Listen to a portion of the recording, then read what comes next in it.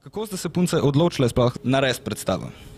Ja, se pravi, v bistvu začeli smo s tem, da je bila želja po ustvarjanju, želja po poetični predstavi, vse imamo rade poezijo, tako da smo začeli s tem.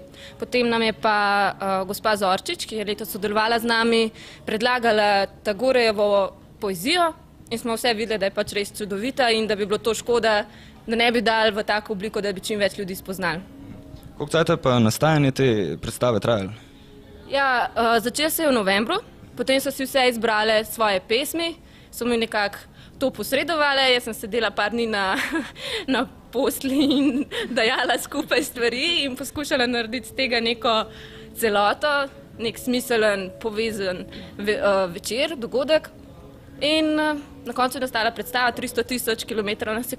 Ja, so bile vse skupaj 4 predstave, čeprav zdaj na tihem upamo, da bodo mogoče še kakšna več.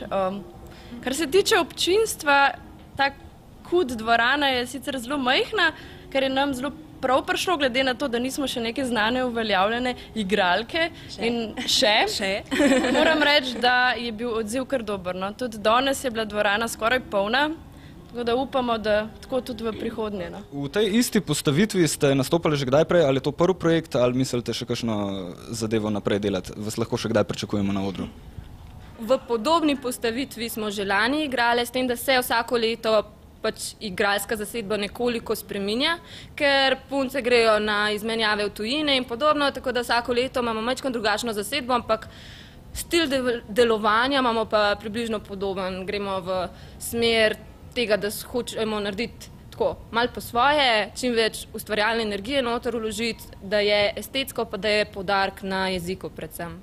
Srečanih skupino, ki moram reči je ljubiteljska, ampak več kot samo ljubiteljska. Moram reči, da so ena bolj talentirana kot druga, oziroma se iz njih da narediti res eno predstavo, ne glede na to, ali je to poezija, ali pa recimo tekst, kajti tu povezava poezije je bil tudi dialog. Tekst, ki ga je napisala odlično, moram reči, Leja, tako da ji predlagam, da se loti pisanja, ker je tudi v to smer talentirana. In mislim, da morajo skupaj držati, da se ne sme, da čim več bodo skupaj, tem bolj se bodo spoznavale in navadile eno drugo, kar seveda to na odru izredno dobro pride prav.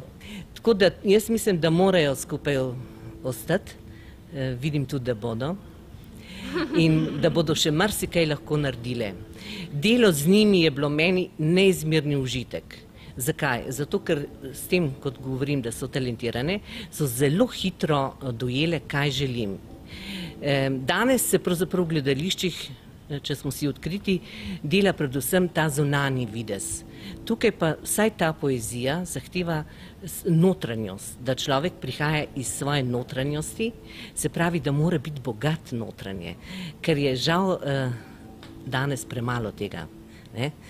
Jaz mislim, da se vseeno dobijo mladi, ki pa imajo bogato svojo notranjost in mi je všeč, da jo pridejo, da si upajo to izžariti, da jo pokažejo, prikažejo in podajo tudi drugim.